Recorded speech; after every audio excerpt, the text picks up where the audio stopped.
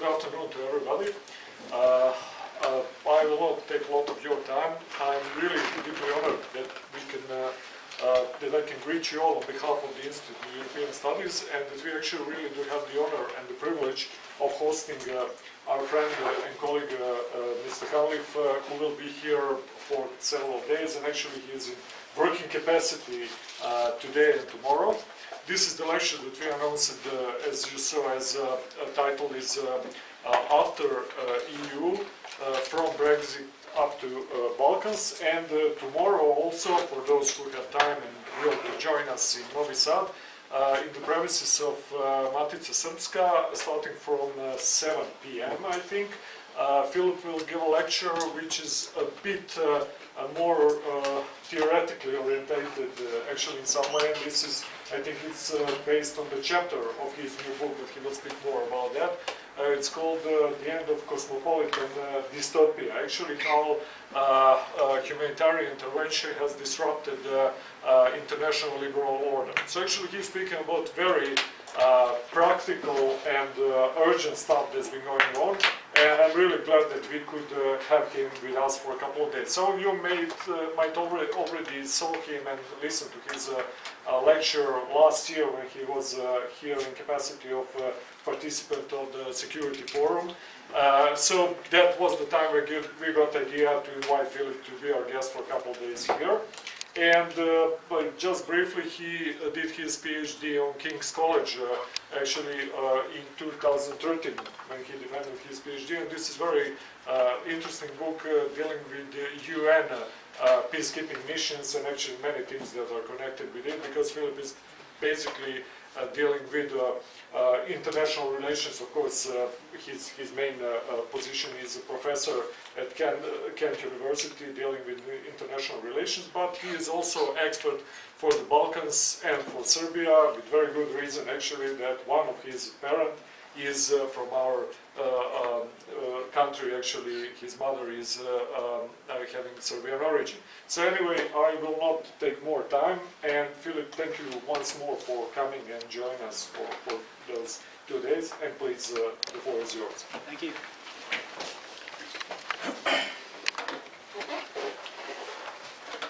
Hi everybody. Rečeno je da nikada ne treba započeti predavanje uz izvinjenje, ali moram da prekinem to pravilo u ovom slučaju, da se izvinim za svog srpskog, pošto moja porodica kaže da zvučim kao princ Aleksandar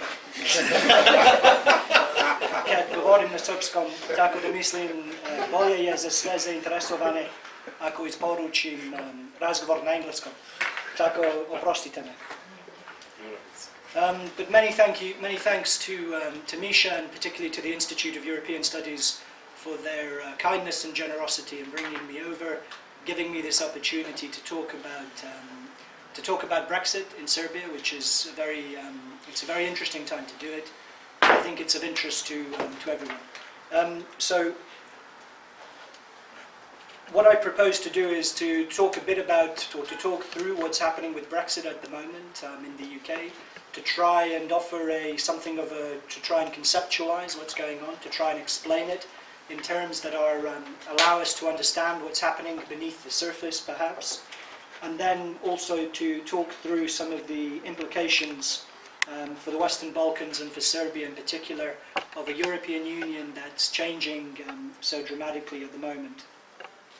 It's particularly interesting that there is a weird symmetry between Serbia and Britain, despite the fact that Serbia is, and Britain is obviously, they're both very different countries. Britain a larger economy, larger population, a different political status, but it's going through a de-accession process. There is called Brexit, but the process of withdrawing from the European Union is proving just as complicated and difficult and confusing as an accession process. So an accession process in reverse is happening at the same time as there are countries such as Serbia that are seeking accession to the European Union. And so there's a symmetry there which I think is interesting and worth thinking about, these twin processes that are working in opposite directions.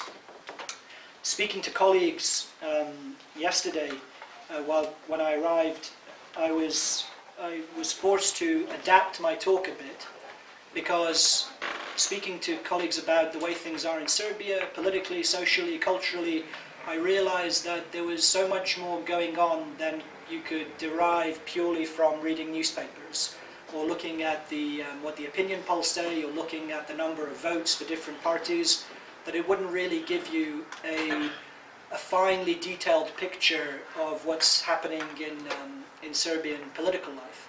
So as a result of that conversation, when I realized how much I'd missed simply from not watching television, from not reading tabloid newspapers, I realized that I also should adapt my talk in order to try and convey something of what's happening in Britain beyond the headlines, something of what's happening in Britain at the intersection between culture and politics, and not just to speak to the big figures in terms of what the opinion polls say or what people are voting for, because I think that would be an incomplete picture. So, to speak about all of this then, I thought if I perhaps talk first about, just try and give a sense of what's happening in the UK. So a senior civil servant who used to be the British diplomat to the European Union, Ivan Rogers. He retired recently and now he's freer to say things that he might not have said before. And he recently delivered a lecture at Trinity College, Cambridge, where he talked about the process of what's happening in Brexit as effectively something akin to a revolutionary process. And that you have the same patterns that you see in many revolutions, where you have patterns of radicalization, moderates versus radicals, confusion, and also the escalating demands for greater and more extreme measures in order to ensure that the democratic mandate of Brexit is realised. And I think while I disagree with Ivan Rogers on many specific points of detail, I think the idea that what we're seeing is a tremendously disruptive and transformative moment, I think that's very accurate, and that some of the patterns, like he says, of a kind of quasi-revolutionary process are happening. So, contrary to what might seem from the outside, the way it might seem from the outside, there is no clear majority for regret at the moment. What they call regret are those who regret voting for Brexit. There are people who are opposed to leaving the European Union, and you might have seen in the news that there was the large march over the weekend, the so-called People's Vote March, with 100,000, estimates vary, but many people, I mean, you'd say, perhaps 250,000 people on the streets of London. But in terms of voters who voted to leave the European Union, there is very little evidence of regret at how they voted. So all the polls, usually you see kind of only one poll taken which will show a swing of a certain percentage points in favour of staying in the European Union. But if you take an average of the 4 different major polls that have come out in the last couple of months, it shows that more or less the game is still, or the population is still roughly evenly divided between the two sides, between leave and remain. Now that said, there's lots of drama and lots of drama and even chaos. So recently it emerged at a cabinet meeting of the government that there was contingency planning being prepared by the civil service to bring in to ensure that there was going to be foods and medicine. They're aiming to ensure that their stocks will be prepared. They're aiming to ensure that there'll be boats to carry food, trucks and lorries to ensure that there's enough of them in order to provide food stocks and so on. And all of this was taken to illustrate just how chaotic and difficult the situation is, how ill-prepared the government, how foolish they are and how irrational. Whereas to me it seems that the government's contingency planning in event of a no deal is in fact the only responsible thing this government has done since Brexit happened, and the fact that they're showing that they're taking some measure of planning for all sorts of scenarios. If there had been any kind of serious effort to negotiate in Britain's best interest, then they would have been pouring concrete for lorry parks, for trucks, for the truck parks in Kent, the day after the referendum happened in June in 2016. They would have appointed a minister with responsibility for a no-deal Brexit to cabinet level to ensure contingency planning, and also to indicate to the European Union that they were very serious about the options of being able to walk away from the table if they needed to do so. And I think that would have helped to improve negotiations with the European Union, as well as in helping to ensure that Britain was in a stronger position at this point, where it seems that no deal is still a possibility. Political identities are also hardening. So this is something to bear in mind, that the recent polls suggest that people are more attached to their identity as to how they voted in the referendum than any traditional political party. So people are more attached to their identity as a Remainer or as a Leaver, as opposed to being a Tory voter or a Labour Party voter. And that these political identities, like I say, are hardening over time. With respect to the question of whether or not there is the prospects of a deal, I think that there will likely be a deal, and everything, it's very hard to see through all the swirl of rumours, conflicting news reports, anonymous briefings to the press, what Brussels says versus what the French government and German government say versus what the British government says versus what British civil servants say. It's very confusing, but I think on balance there is still likely to be a deal. I'd say maybe there is still chance of no deal. I'd say maybe perhaps 20%, 25% chance of no deal. But I think on balance it's most likely that there will be a deal. But I don't think it'll be a very good deal. I think it'll probably be weak in many respects. I think it will also pull it will probably prolong, there'll be a prolonged transition period in terms of withdrawing from the European Union, and that this will only result in greater confusion and also suspicion of the government in the British population. So I think at the moment the British Prime Minister, Theresa May, is trying very hard to drag the country over the finishing line so that we can say that we've formally left the European Union in March next year, and then all of her opponents will be put in a very difficult position, because while we'll have formally left, there'll be nothing left for them to argue over, and so they'll be put onto the defensive. So I think she's doing everything in her power to drag the country over the finishing line to say that we formally left, even if there is still a transition period, and then that all of her opponents effectively will have to put up or shut up, because they'll be put in the position of saying, well, we can't leave again because we formally left. So there's nothing, what is there left to do? We've already left. So that said, I think that the quality of the deal, if what we see from the Chequers deal, which was the most recent incarnation of a fully fledged vision of what Britain wants, but it was very clear that the European Union would be suspicious or sceptical of that deal. That was a very poor deal, and if we get something like it, I think that will also be a poor deal, in the sense that it will preserve some kind of EU oversight over Britain's, over certain parts of the British economy, the so-called joint rule book, which will effectively prolong EU restrictions and limit what Britain can do. It'll plug the country still into European regulation and oversight mechanisms with respect to industry and manufacturing, and that will limit what Britain can do.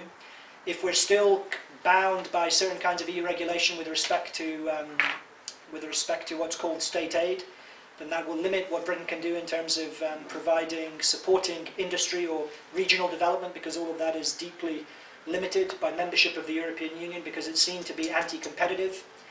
There's also the likelihood, and this seems to be almost certain, that European citizens will fall under the remit of the European Court of Justice. So effectively you'll have a significant population of people in the UK who will be effectively under the oversight of a foreign court. And that again seems to me to effectively limit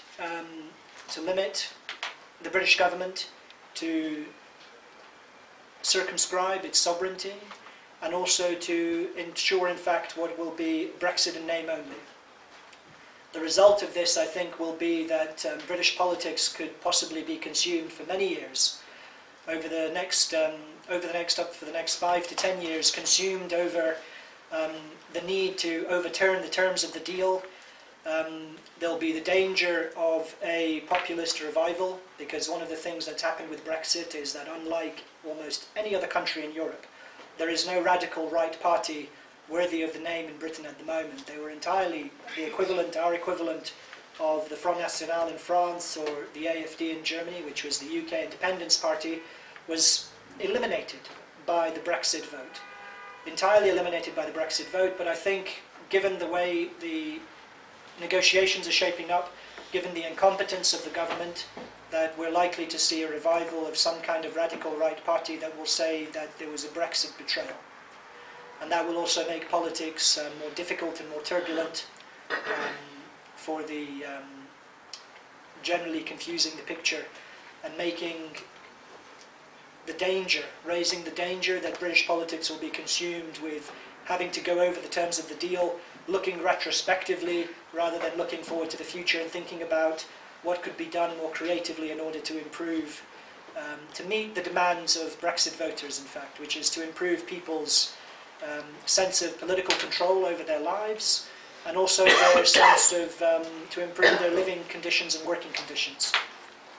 So all of that is to give a picture of all of that is to give a sense of where we are with the deal and the kind of political confusion.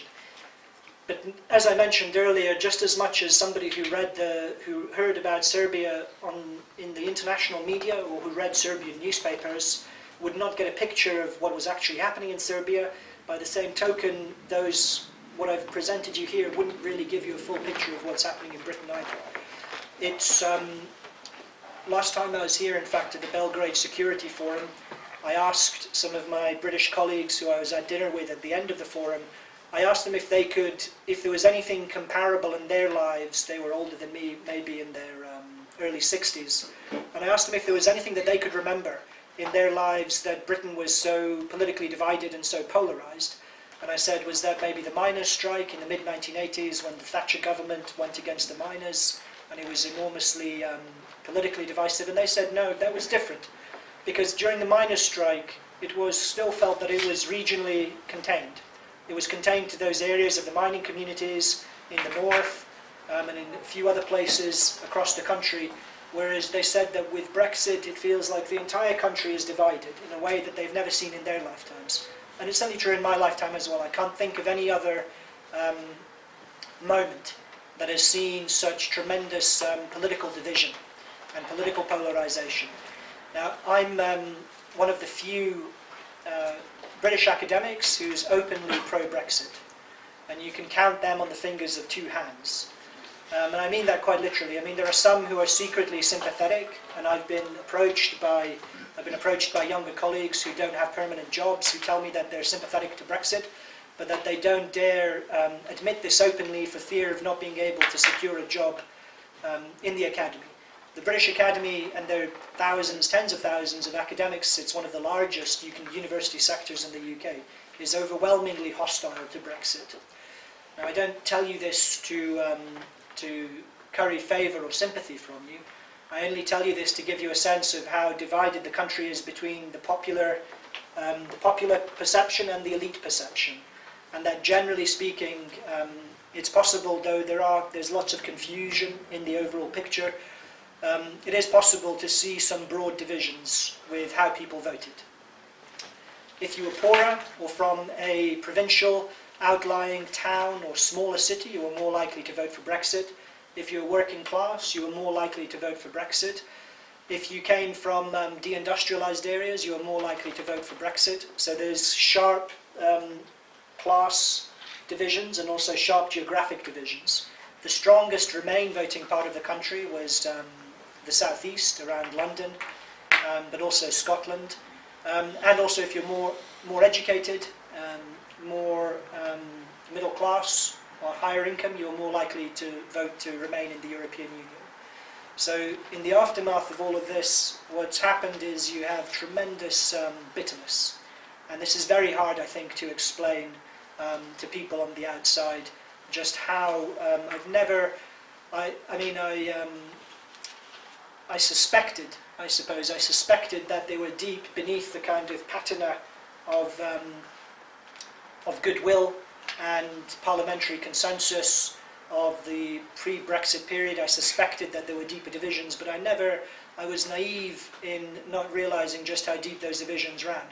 I've been genuinely shocked at the level of hatred and contempt that I've seen, particularly from the leading organs of the press, such as The Guardian, the Financial Times, The Economist, the Independent newspaper, leading organs of the press, the internationally kind of oriented press, and also from many academics, and also from the middle classes in general, an outpouring of really deep contempt and hatred for their fellow citizens, in effect.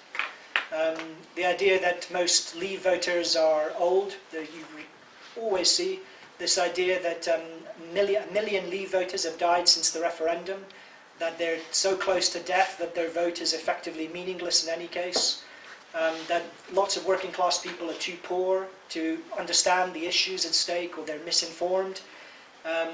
Obviously that the Russians subverted the referendum.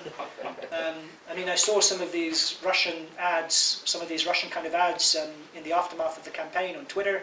They were written in Cyrillic, a lot of them. I saw a lot of Russian discussion on social media in Cyrillic. So I don't think that people in these small towns around where I live, I don't think many of them read Cyrillic. So I don't think that the idea that the Russians kind of manipulated the referendum in any kind of, in any way at all. But conspiracy theories abound among highly educated, intelligent, well-informed people. And also this tremendous, like I say, this tremendous contempt for their fellow citizens. And it speaks, I think, to something which has become more clear since the referendum, is that there is cosmopolitan attitudes, effectively, which have been developed among certain elements of the population, whose orientation is outwards, who think of themselves in a way that they look down on people from the provinces, they look down on people who are more rural, they look down on people from smaller cities, they look down on working class people, and they associate themselves more with elites from other countries. And the strange thing, though, about all of this cosmopolitanism is how provincial it is. So the thing that constantly strikes me is, within the debate in Britain, very few people seem to pay any attention whatsoever to what's happening in Europe as a whole. Nobody seems to pay much attention to what's happening in Italy, the standoff over the Italian budget recently submitted to the Commission. Nobody seems to realise that Britain is the only kind of country in Western Europe which doesn't have a radical right party represented in Parliament, or has any significant presence on the electoral landscape. We don't have, like I mentioned, we don't have a Front National, we don't have an AFD. Nobody seems to pay attention to what's happening in France. Nobody seems to pay attention to what's happening in the Netherlands. Nobody seems to pay attention to what's happening in Europe. But these are the people who claim to be the most kind of open-minded, the most well-informed, the ones who understand what's happening in Europe as a whole. So it's an utterly bizarre, topsy-turvy scenario in British politics at the moment. So I'm happy to, I've tried to give a sense of this confusion and bitterness, like I say, and I think all of this has been prolonged by the incompetence of the government. If the government had had a more effective vision for extracting itself from the European Union, if it had been more decisive, if it had offered something to people who voted Remain, but who feel that they're bound now by the vote of the democratic majority, and they feel that we have to carry Brexit through, I think this would have helped to limit all of the confusion and polarisation that has happened over the last 2 years. So a lot of the fault lies at the door of a government that has been unwilling to wield the Brexit mandate. So more people voted for Brexit than voted for anything in British history. It's the single greatest democratic vote in modern British history. It's an overwhelmingly powerful democratic mandate, and nobody can wield it. This is the astonishing thing. It's like a hand grenade which nobody is willing to pick up. Everyone throws it to the next person. It effectively disintegrated the Tory leadership contenders, the people who came in after David Cameron. They all fell apart. Theresa May has taken over. She voted Remain and is very effectively pro-European. The Labour Party is terrified of wielding the democratic mandate because they're torn between their working class voters in the north who want to leave the European Union and their middle class youthful voters in the south who want to remain. So they're stuck in this tremendously tense, ambivalent position. Nobody is able to wield the democratic mandate embodied in Brexit. So it's a tremendously unusual and difficult situation.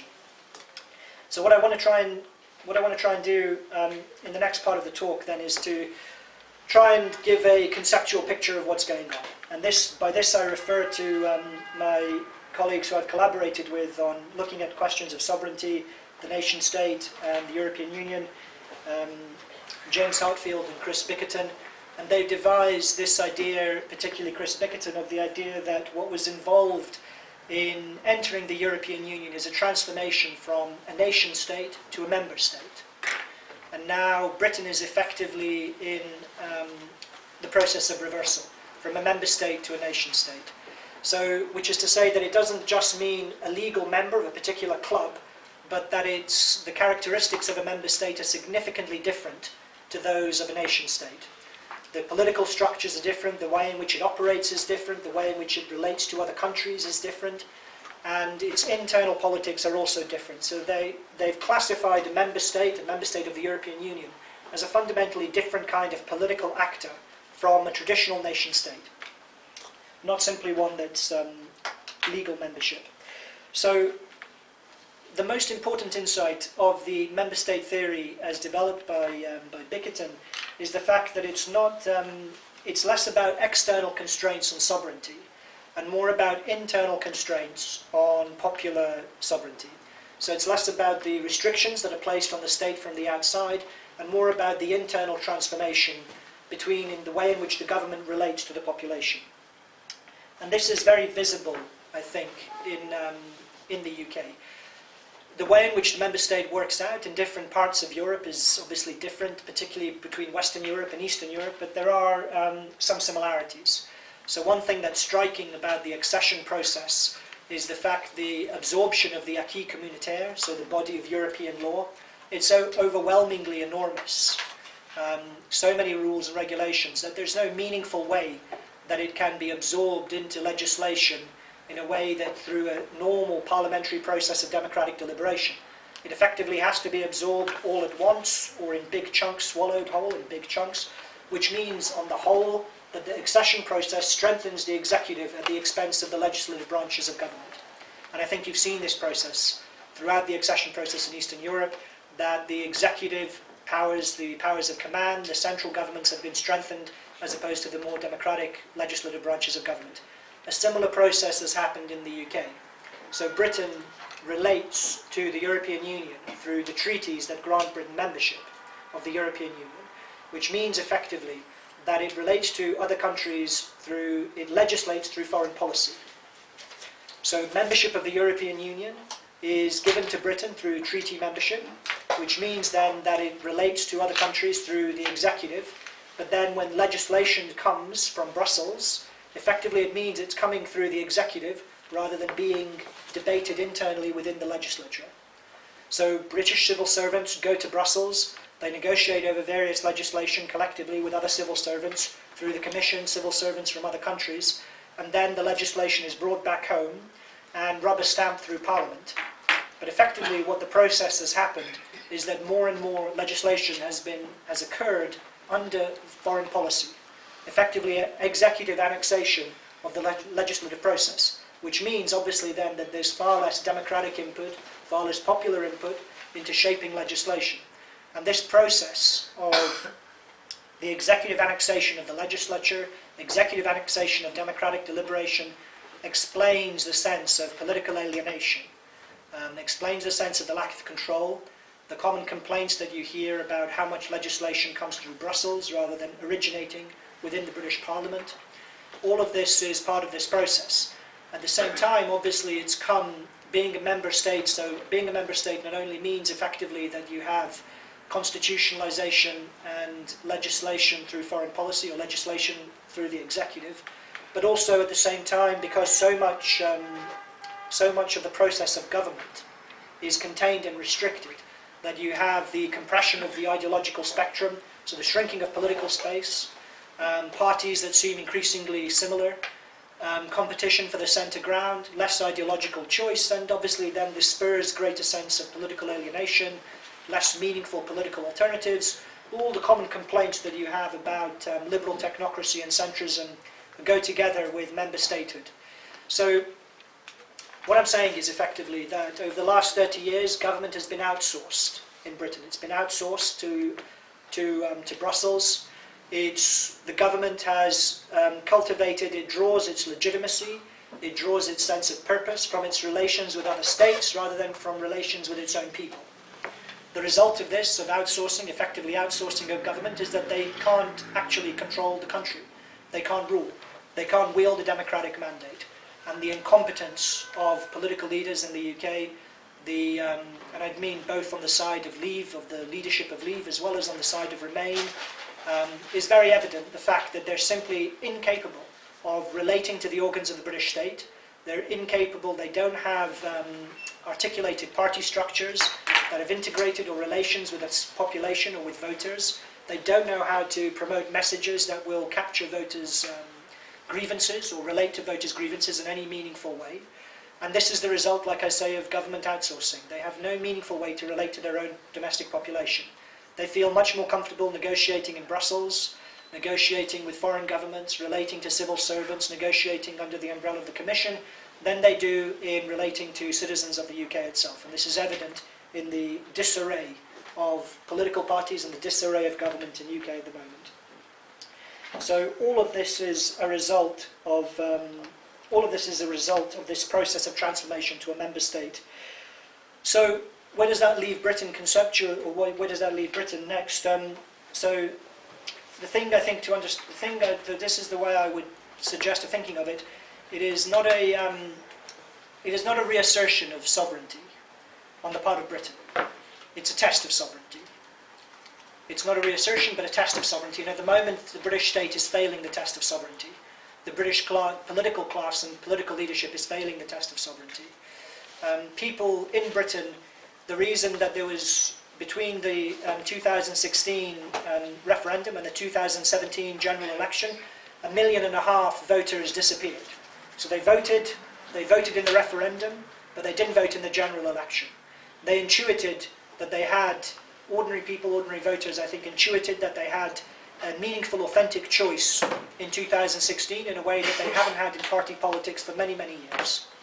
So the question is whether or not there'll be an ability to reconnect with people who feel like they have who still feel like they have no political choices. And still there has been nobody who's been able to effectively wield that democratic mandate. And I don't just mean to stand for the interests of leavers, but I mean to stand for the interests of the nation as a whole.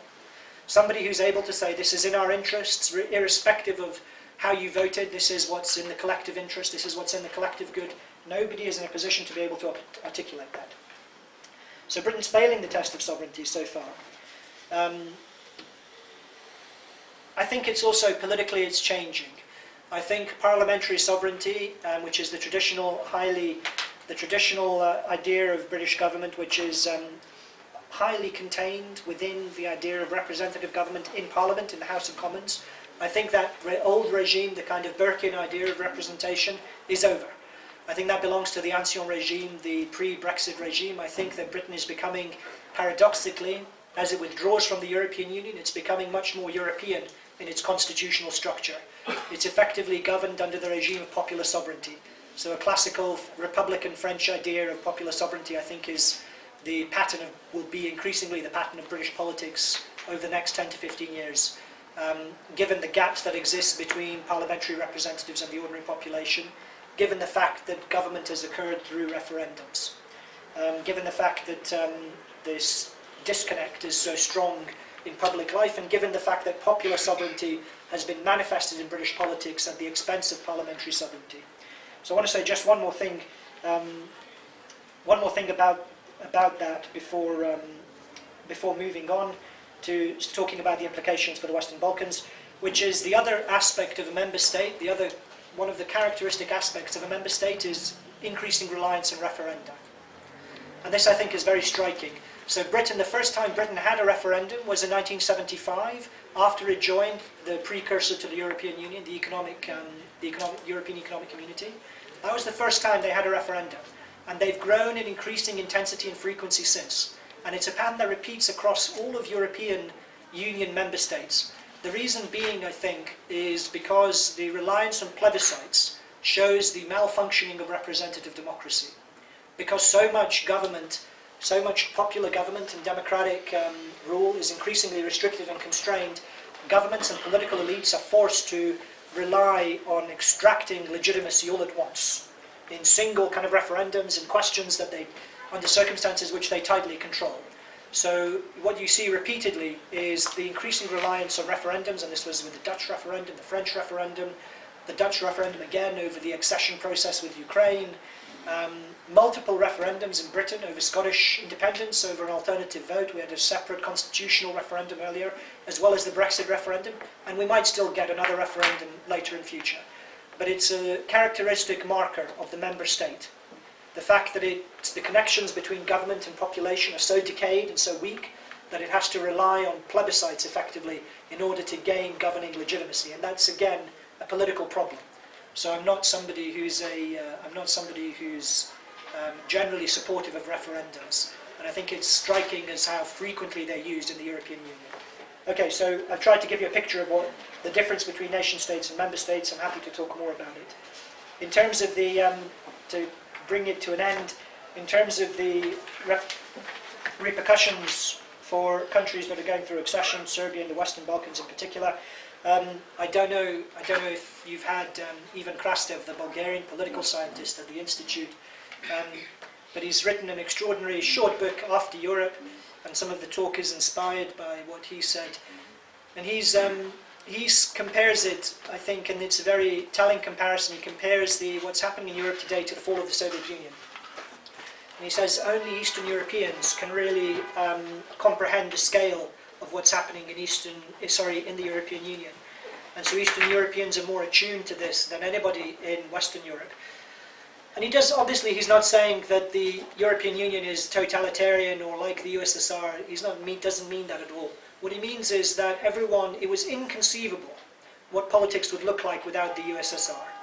It was inconceivable what it would look like outside of the framework of a divided Europe, outside of the framework of negotiations between Moscow and Washington, outside of just what post-Cold War politics would look like. Nobody could fully picture it or imagine it. And he's saying we're in a similar process right now.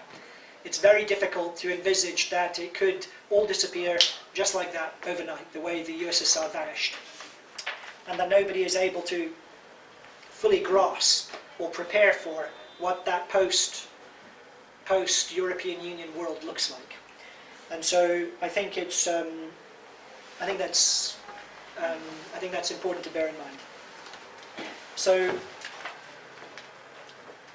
where that leaves choices, I suppose the broad conclusion is that what we're likely to see, I think the European Union will probably survive in some kind of form. It will likely be the same way that the USSR dissolved itself into the Commonwealth of Independent States, a much looser kind of grouping, association. I think we're likely to see something like that in the European Union. Either, and this is based on work by Timothy Less, who's a former British diplomat who was based in Banja Luka in Republika Srpska, but I think also may have also been based in Belgrade at one point. He now works in Cambridge. But he's argued there's one of two options for the European Union, and I agree with his picture.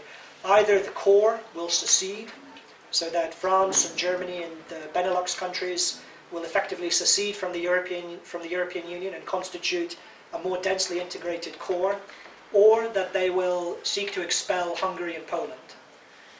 Because the kind of insurrection, the kind of nationalist insurrection within the European Union, which is being mounted by Hungary, Poland, and perhaps also Italy, means that they will effectively be driven out. And already some of these processes have already started. In the first shots of this have already been fired by the European Parliament with Article 7. Either way, there's going to be a significant restructuring, I think, of the European Union. I think the common currency zone is likely going to shrink. There'll be fewer members of the Eurozone. And where this puts countries such as Serbia and other countries of the Western Balkans that are not yet integrated into the European Union, I think it's incumbent on every person in the Western Balkans to think about what their future looks like outside of the European Union. And the sooner that people start thinking about that, and I mean both political leaders but also civil society, ordinary citizens, the better. Because there is all of politics, just like the USSR, and the Cold War, all of politics has been stuck around a fixed framework of accession, of joining the European Union, that there's only one possible choice. And this is the thing that has been rejected now consistently over the last few years. That if you present people with no choices, they'll revolt, effectively vote as a revolt. So the message that there's only one alternative is not a winning one. People need to be given alternatives, but I think it's simply in rational self-interest to start thinking about what a future looks like outside of the European Union, because I don't think membership is likely anytime soon, and on top of that, it will be membership of a very different kind of organisation, possibly with far fewer benefits. I mean, already benefits for smaller states are not that great in any case, but with far fewer benefits and advantages than before. So, where does Serbia stand? If Hungary, Italy, say, and Poland secede from the European Union and begin to balance France and Germany with reaching out to Russia, for instance, or forming alliances in Eastern Europe, where does Serbia stand in that situation? Or if France and Germany secede from the European Union and establish a kind of looser confederation, a wider confederation, what does Serbia do when it has choices between competing blocs in Europe? And those questions aren't obvious. I mean, the answers to those questions aren't obvious, and even formulating the question itself is not straightforward. So this, what I have to say now, might be more controversial. Broadly speaking, I think the position that Serbia has tried to cultivate is broadly right. Notwithstanding, I don't wish to suggest that the government or previous governments have been particularly effective in foreign policy, or that there isn't room for criticism. But the idea of cultivating relations with China and Russia, balancing between West and East, I think is broadly the right thing to do. I think avoiding kind of plugging into Chinese infrastructural investment while avoiding kind of a debt trap, I think is the right way to go, and that would be an intelligent way to secure kind of economic benefits for Serbian future. And bearing in mind, I mean, this kind of policy of balancing goes back much further. It goes through the Tadic era, back to the Milosevic era. It's a consistent, I think you could say it's a structural part of Serbian foreign policy. How far it's effectively realized is another question. How far it's consciously pursued is another question. But I think for a country like Serbia, in Serbia's position, I think a policy of balancing is broadly the right one. You can argue about whether or not it's been done correctly or consciously, but I think broadly it's the right position, and it reflects Serbia's structural position. I think also cultivating a regional customs union, I think, is also a positive step forward. Helping to resolve border disputes that are legacies of the Yugoslav wars, I think, is also, broadly speaking, positive on every side. And also, I think the bigger question, I suppose, though, is not simply political options abroad, but what politics looks like internal to Serbia itself. What does politics look like internal to Serbia itself when the European vision is receding into the distance and also is looking less and less appealing and attractive? So what does politics inside Serbia look like when that is happening, when the European vision is receding?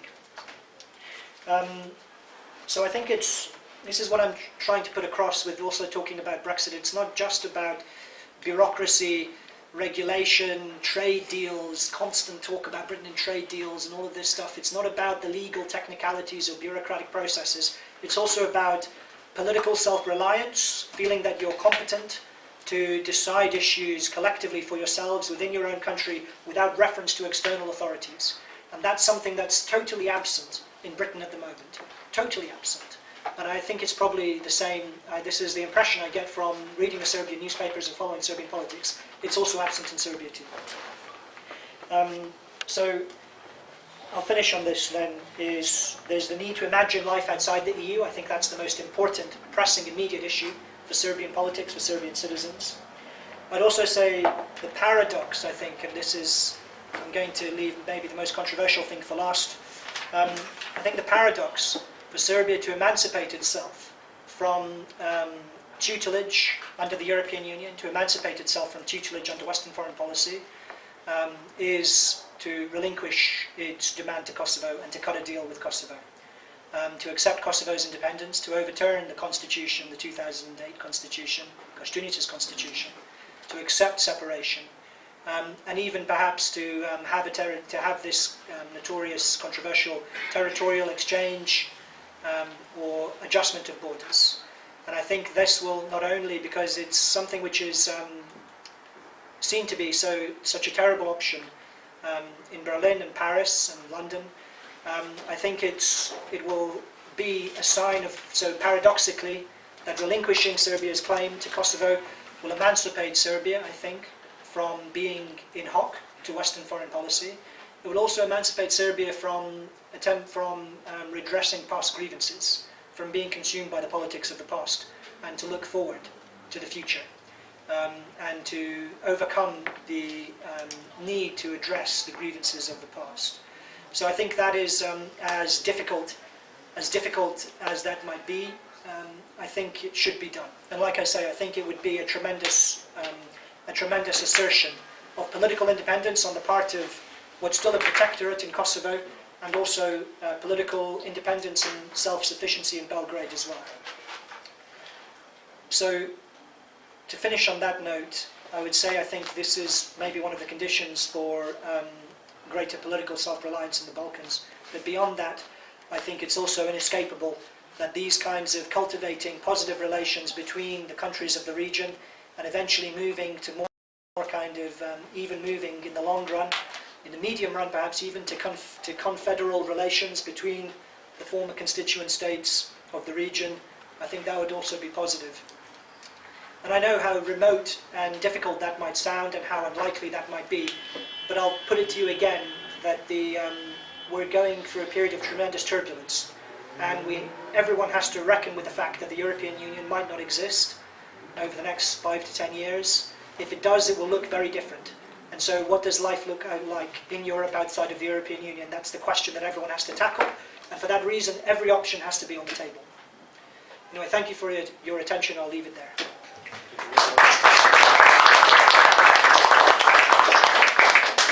I really do have to thank not only politely and curiosity to Philip, because it was really not only outstanding the overview and inside overview of what is really happening with Brexit and generally what are the implications for EU, but really very interesting and, as you said, provocative brainstorming of ideas about the future of EU and the general framework within which we have to define and think about our future here as well, you know.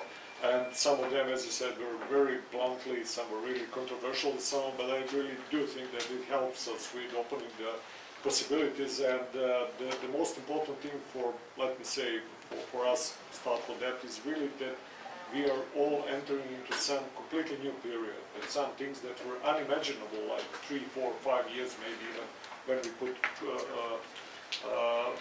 Donald Trump as a new factor and so on, and everything that he wrote. It's really the time that we have to open our mind for different solutions and so on. Anyway, thank you all for listening and being with us, and I think since this is a tradition of Institute of European Studies, that this is the part when we start to squeeze our guest and to torch him with the questions and debates. So please go on. Please, just one introductory thing, everybody, since there's different audience, just present yourself before asking a question. Thank you very much. Thomas Adam from Austria, thank you for the very interesting brainstorming and summary. For me it was sometimes a little bit a paradox situation. I was also working 5 years in Brussels at the Austrian delegation, because sometimes the last 60 minutes I had the impression that the EU is leaving UK and not UK is leaving EU, and so not understanding why UK is sometimes saying we have to say what are the rules if you're leaving. If you want to leave the tennis club, okay, you have to go. But the main question following in Austria is how to solve the Ireland conflict, the border between Northern Ireland and Ireland. We have clear EU regulations, and following the summit last week in Brussels, following the statements of Theresa May, Angela Merkel, Austrian Prime Minister, and the land, there was a positive atmosphere. the body language of everybody was better. Nice. What is the result? But in the key points, we have no result. We have around 120 days. Then we have the 29th of March, and all 27 parliaments of the 27 EU nations must agree. And you mentioned Hungary and Poland and other nations being a little bit under pressure of Brussels. It will not be so easy that their parliaments will agree to a possible deal between UK and Brussels. How do you see, for me, the key question, the border conflict, Ireland, Northern Ireland?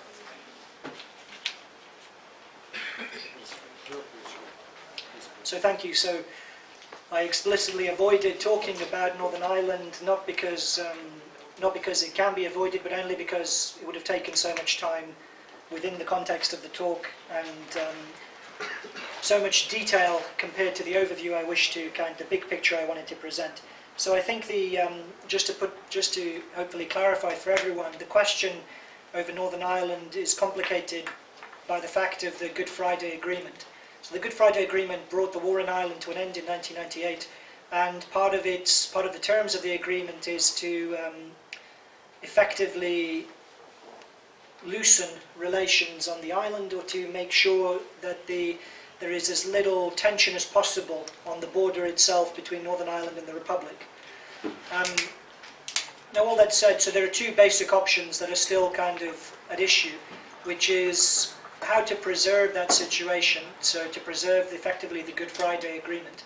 So one option then, the difficulty is if there is a border, if the border is, let me rephrase that, if the border is hardened between Northern Ireland, which is under British sovereignty, and the Republic, the south of the island, potentially there is seen to be that there'll be greater friction, difficulties, and that potentially will imperil peace. So that's one option. The other option then is to avoid that situation, is to have a border in the Irish Sea. So effectively to have a customs border in between Britain and the island of Ireland, which would then effectively mean then that part of Britain, part of the United Kingdom, Northern Ireland, would effectively be under, continue to be under EU tutelage, in effect an EU protectorate within the territory of the United Kingdom. And this is what makes it so difficult and so tense. Added to this is the fact that the minority government of Theresa May is dependent on votes from the Democratic Unionist Party of Northern Ireland, who are deeply opposed to, very pro-Brexit, but also deeply opposed to a border in the Irish Sea.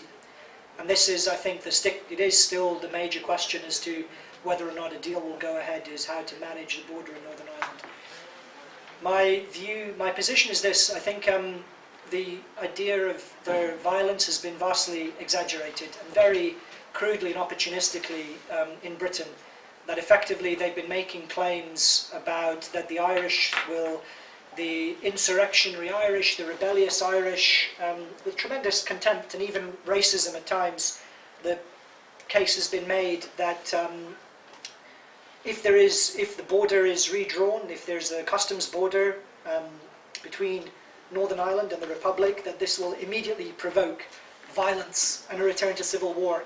And that, I think, it's not only outrageous in the fact that it's manipulating the debate by the threat of violence, I also think it's vastly exaggerated. I don't think there'll be a return. The civil war in Ireland, the insurgency by the IRA, it grew out of the civil rights struggles of the 1960s. It was a very different, Northern Ireland has many, many difficulties, but it grew out of a very different political situation in the 60s than the way in which Northern Ireland looks now. So I don't think there will be a return to violence. So I don't think and also people talk about as if there is no border. There is a border, and it's regularly policed. So you have spot checks carried out by police on the border. You have checks on the Schengen area, because Ireland is part of Schengen while Britain isn't. So you have police looking for drugs and for illegal migration. So the idea that there is no border there it's a myth that has been exaggerated.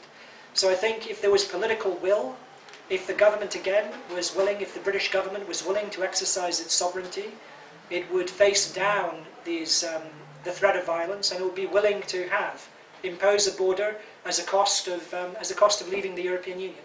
and I don't think it would provoke. I don't think it would renew war. It could well make trade and disrupt life in the border counties, but I don't think that could be minimised if there was effort poured in and if the right infrastructure was developed. And this goes back to the Swiss border with France, which has been routinely raised but also constantly mocked. I don't know why, because it seems to me a very effective model. That there are borders within Europe, between the European Union and other countries that have effectively, which is very easy to cross without too much difficulty, and I don't see why that. It's not a. What I'm getting as it's not a technical problem. It's not an institutional problem. It's a political problem. The lack of will on the part of the British state, and the fact that everyone is inflaming claims of renewed violence, which I think is vastly, like I say, vastly over-exaggerated, reliant on racist caricatures and stereotypes of the Irish, that they're congenitally violent, that the Good Friday Agreement is so intrinsically peaceful and fragile, that we're on the brink of renewed war if there's any kind of political change to the situation, to the status quo in Ireland. And I think it's dangerous talk and irresponsible talk, frankly, in Britain at least, that you have so many British people making these points off the back of, like I say, racist stereotypes of the Irish is shocking even. Thank you. We go on. Yes, please. My name is Jovica Pavlovic from the Institute of European Studies.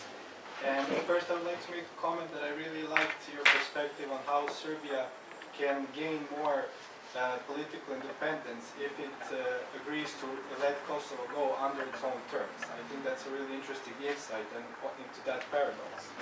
But my question would be regarding that and regarding the balancing in international relations is how capable would you evaluate that the ruling elite in Serbia is of doing that, taking two things into consideration. First, the historical one, that Yugoslavia was the last state to realize that the Soviet bloc was collapsing, and Serbia was the last state within Yugoslavia to realize that Yugoslavia was collapsing. And the other aspect being having the referendum in Macedonia, where the popular will, in my opinion, was obviously against what is going to be implemented on the executive level. So is there even a capacity of the Serbian ruling elite? Let's not even talk about the will. Let's say that they're willing to do so, but is there a capacity to carry such a part of politics out? Thank you. I'd say no, which means I think it's incumbent on, it's more incumbent on civil society to more energetically impose demands, I suppose, on political parties, political leaders, and also to cultivate vision. And I think that that requires. It's not just a matter of. It's a matter of it's a matter of political picture building. The debate in the UK is, like I say, it's consumed with trade deals, WTO trade agreement versus a deal with the EU, and then it gets into technical specifics of regulation and.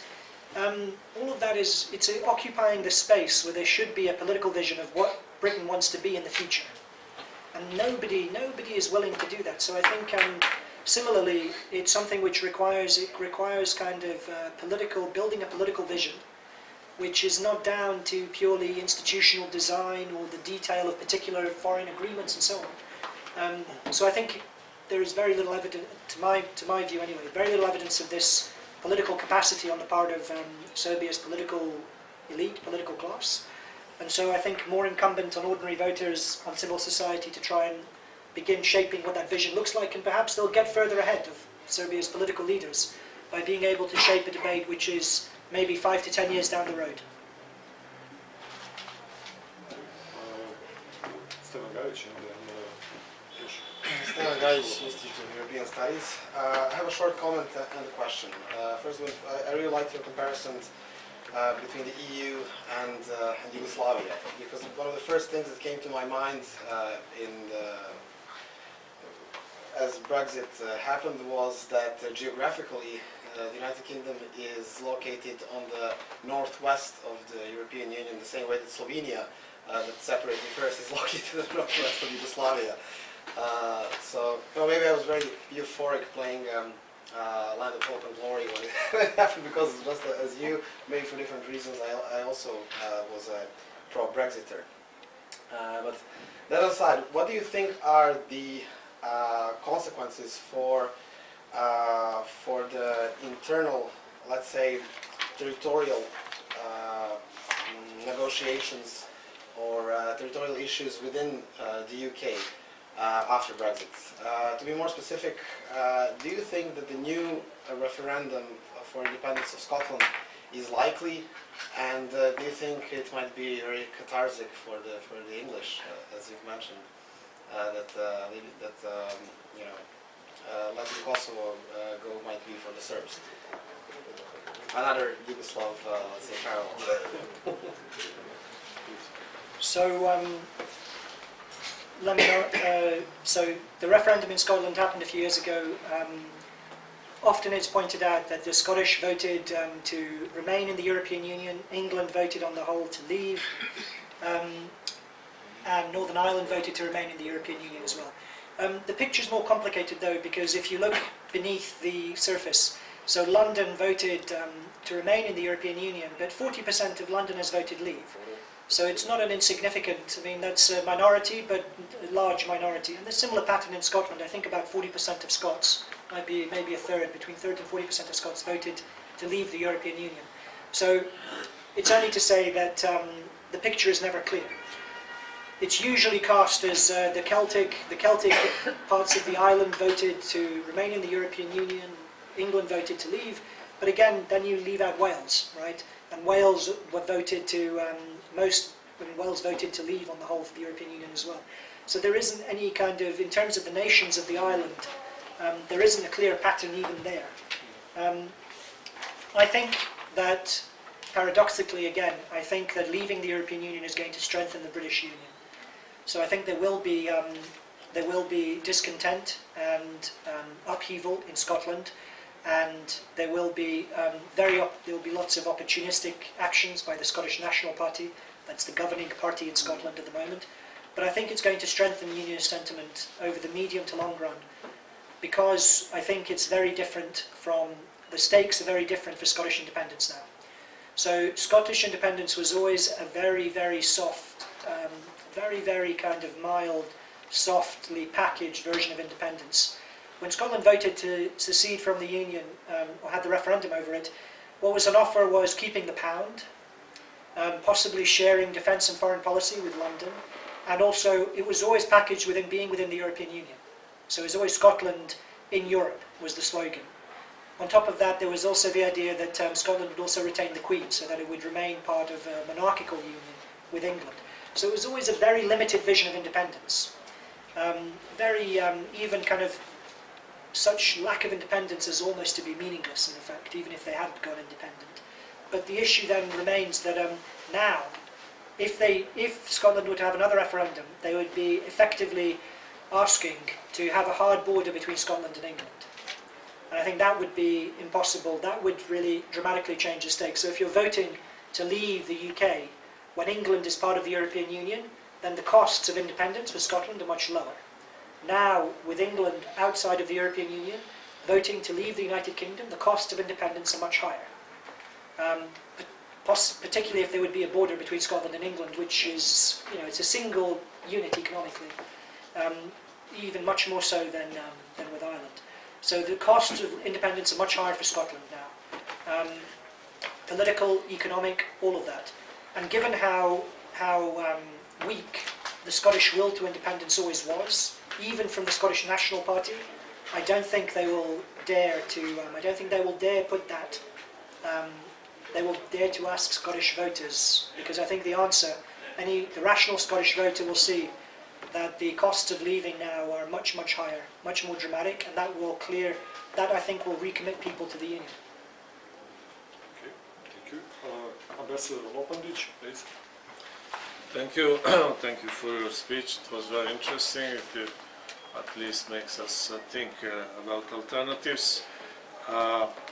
I would say, as EU is concerned, that one of the problems with the European Union in past decades was kind of capture that was made by neoliberal ideology on EU policies, especially on the politics of European Commission, and I would think that the Britain has some influence on this British policy.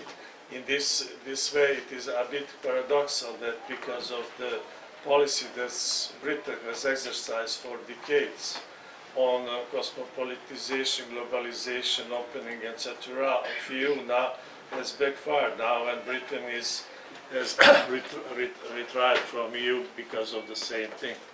And second, I think that with all those crises that EU is facing, I would share what Ivan Krastev said, that actually there is the positive thing of this is that politics is now somehow flooding the EU space, which was more a technical kind of institutional space without politics, while politics was more or less in the national level. But my questions, just one comment on the Balkans. I think you said right that there is a need for balancing for our country, but I would say even more that there is a need, structural need of European Union policy for our country, because the problem is not that in Serbia is almost not a problem of ideology for us. It's a structural problem of our position, geographic and position and Balkan structures. My opinion is that Balkans is too fragmented and too unstable to sustain any kind of, let's say, free ride without some kind of context. And in our case, this is the European Union. I remember somebody saying that if we didn't have European Union in the Balkans, then we should invite some kind of it.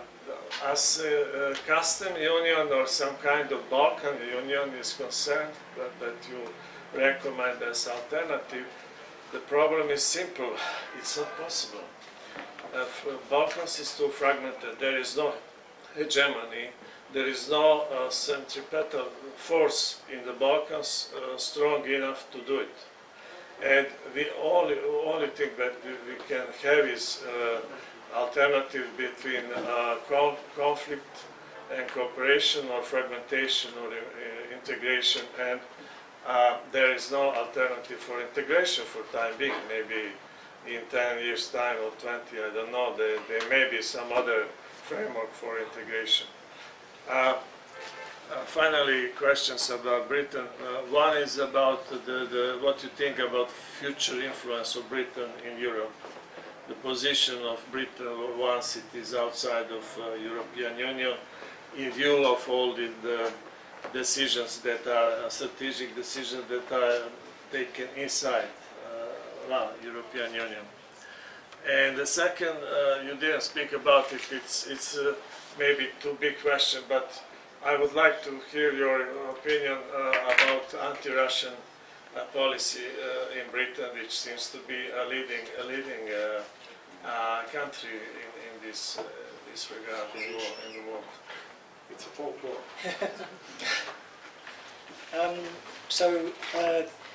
You're right. It's the kind of to many Europeans, the British, given how instrumental the British were in the single market, that they're now withdrawing from the single market and withdrawing from a Europe which they shaped to such a great degree, is a paradox. But really, what's happening is it's the British voters who are revolting against that vision, which was also something which was imposed on them.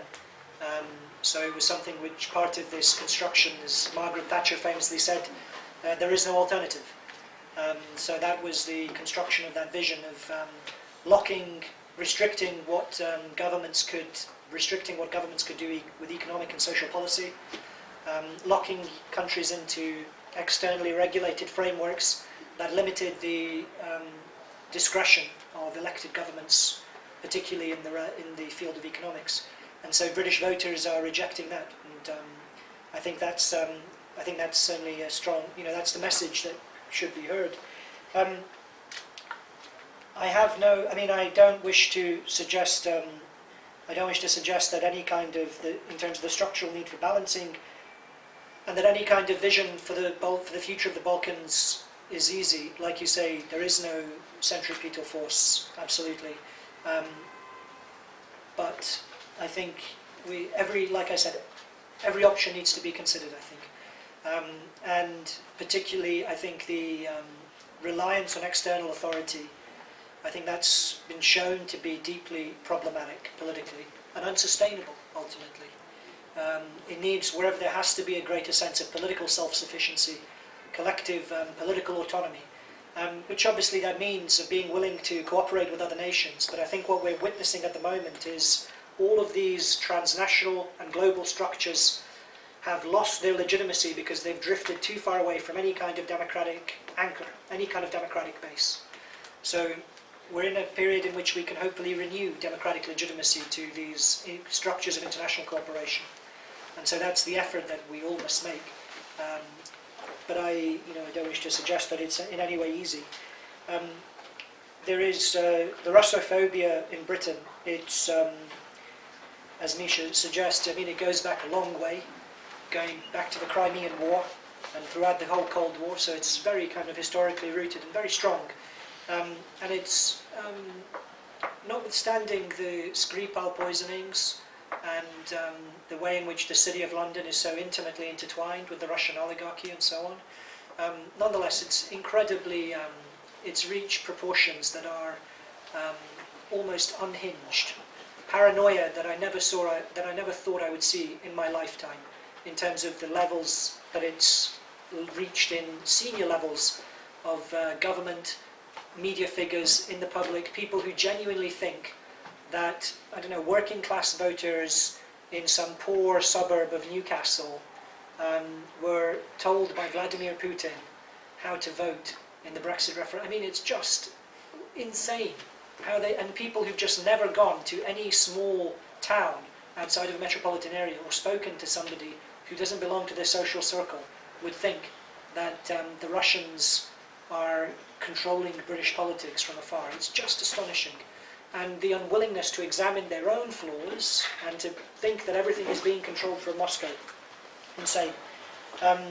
British influence in Europe, I think, obviously Britain's always is going to remain one of the largest economies in the world, even on the worst kind of projected scenarios of Brexit, and is obviously going to remain a major player in Europe. And that's always worth bearing. That's something which everyone just has, will have to accept and reckon with. Thank you. Please go on. Pa ja više imam, mogu bi neke komentare, ali to ne znam da li imam. Samo se fokusirajte, možete u principu. Okay. Any other? Please. Okay, thank you. Rajko Petrović, Institute of European Studies.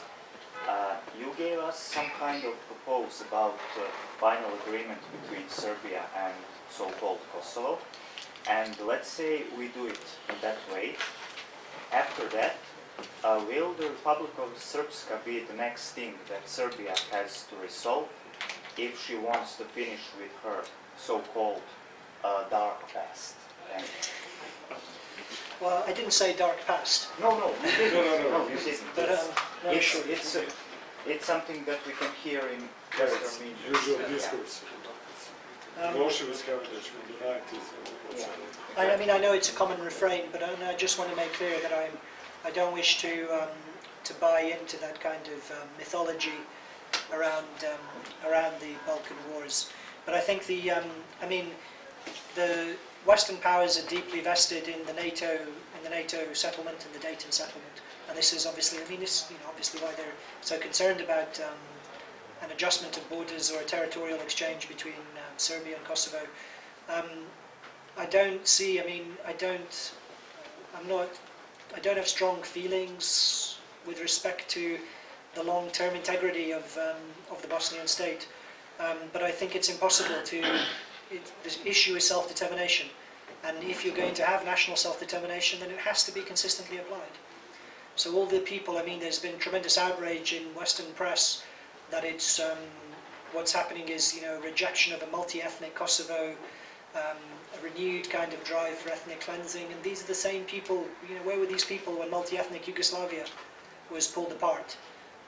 So I mean, I don't think there's great hypocrisy when people talk about the need to preserve kind of multi-ethnic states.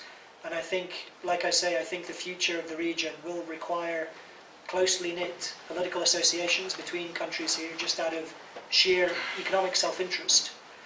So close, whatever the rearrangement looks like, close ties will have to remain. So I think that should also be borne in mind if there is a rearrangement of, you know, if Republika Srpska secedes from Bosnia, they'll still need to maintain very close relations with the Bosnian Croat Federation, economic, political, you know, all of these things. So I think if it has to, I don't think it should be used to blackmail Serbia's choices. So I don't think Serbia should be made politically responsible for the fate. If Bosnia has failed to create a sufficient cohesive political identity for itself to function as a proper country, that's Bosnia's problem and Bosnia's fault, including, you know, the elites in Republika Srpska. But Serbia's future, I don't think, should be held hostage to the failure of Bosnia. I have one comment and one question, and I'll try to be brief. First, speaking about ideology, I've been traveling quite a lot through the Eastern European countries recently, and been following what's going on there. People are, how should I say, very unsatisfied, like to put it mildly, with what is new ideology, like we had, like communism and Marxism, this breed of, let me say, neo-Trotskyism, as people say, or neoliberalism, which is directly turned against the family as the basis of, and against the religion and so on. And you know, there is quite a revival of religion in Eastern countries. That's being seen more and more as a huge problem, you know, starting from Istanbul Declaration, anti-discrimination and so-called laws which are being applied everywhere around as a pretext for the, you know, new totalitarianism. It's a really great issue, and I think it's one of the biggest drives that are pushing people more and more against the EU generally. But my question was something which really shocked me when I was with colleague Dostanic 2 months ago in Latvia, which, by the way, also had big rebellion against the ratifying of the Istanbul Declaration as a big issue and so on. At that time, Anthony Daniels, or he's known as Theodor Dirbevan, who is very well-known public figure in Britain, and actually he's very sensitive for those issues because his mother is Jewish, actually he has a Jewish origin. He was speaking actually that there is a huge wave of anti-Semitism in Britain, which we were quite shocked in that sense. And he sees that actually, especially new Labour Party with Corbyn is becoming more and more anti-Semitic because of ever bigger influence of the Islam and Islam constituencies. Actually, he was explaining that because of the system, you know, the voting system in Britain, that there are many of the constituencies actually in which people who want to be elected as an MPs are, especially Labour MPs, are really dependent very much on the Islam votes there, and they have to go to very harsh rhetoric against the Jewish and Israel and so on and so on. And I just wanted to use that to ask you, is it true in your perception, and how big factor within EU, Britain has Islam really become, because we saw that we got the first Muslim as mayor of London. Yeah. So I'd say with respect to, my feeling is it kind of ties into the second question with regards to British politics. I think I think cultural, the way the social conservatism in Eastern Europe and kind of issues around cultural identity and so on. I think a lot of it is still it's governments a lot of it is governments. I think there is kind of popular concern and so on, but it's governments. My reading of these things is governments fighting culture wars that are substitutes for politics, effectively. I think there are kind of deeper political grievances or political concerns that are poorly addressed if they're addressed through means of culture. So to give you a British example, for instance, the Lord Ashcroft poll that was taken in the aftermath of the Brexit referendum, and the best kind of gauge of British public opinion in the aftermath of the referendum, the two highest issues for people who voted leave, the first was sovereignty, the second was immigration. And so often this is seen as a question of cultural identity, that Britain wants to preserve cultural identity against migration. And I don't, when I look for it, I don't see what cultural identity people are so concerned to preserve. British people, like, the culture is you get drunk on a Friday night, then you go out for a kebab, sold to you by somebody who's Turkish but probably Kurdish.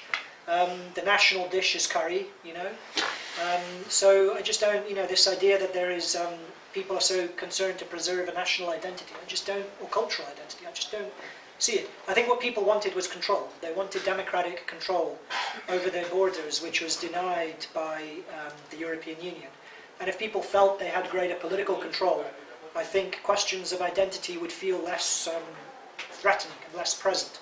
So I think the way in which it was very self-consciously, British border policy was very self-consciously and cynically structured by Tony Blair to pursue a particular economic regime of an open market, a very flexible labour market, and effectively holding back wages. And this has been revealed in declassified documents where the Governor of the Bank of England said this to Tony Blair accepted it, and this was basically policy. So I think it's not cultural but political control. And what I see of Eastern Europe, including, places like Belgrade, and I imagine similar stories repeated over Eastern European major urban centres, is that cultural identity, I think, shouldn't be taken as a proxy, or rather it expresses political feelings more than cultural ones. That would be my suspicion, at least.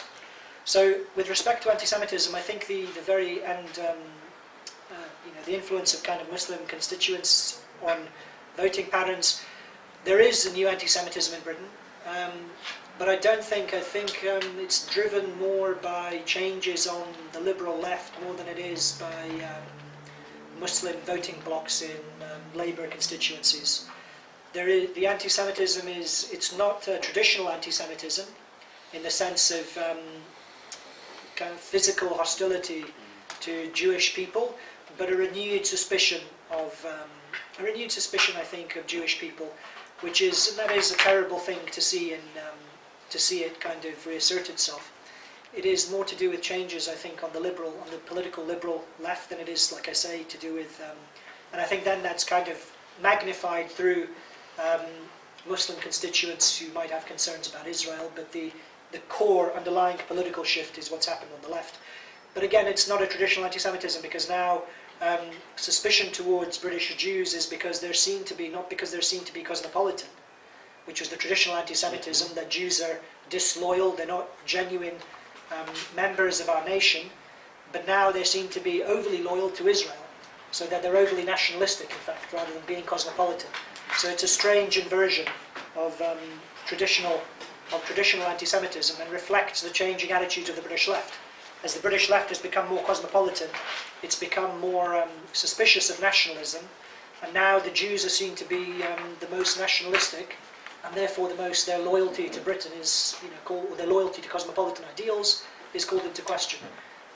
So like I say, there is a renewed anti-Semitism. It's very different to the anti-Semitism of the past, which means it's more difficult to correctly identify and address. But it is deeply troubling to see, and to see it particularly on the left, which has traditionally obviously been uppermost in opposing anti-Semitism. Do we have more questions? No? It's enough time. I think we squeezed quite a lot of you for today. So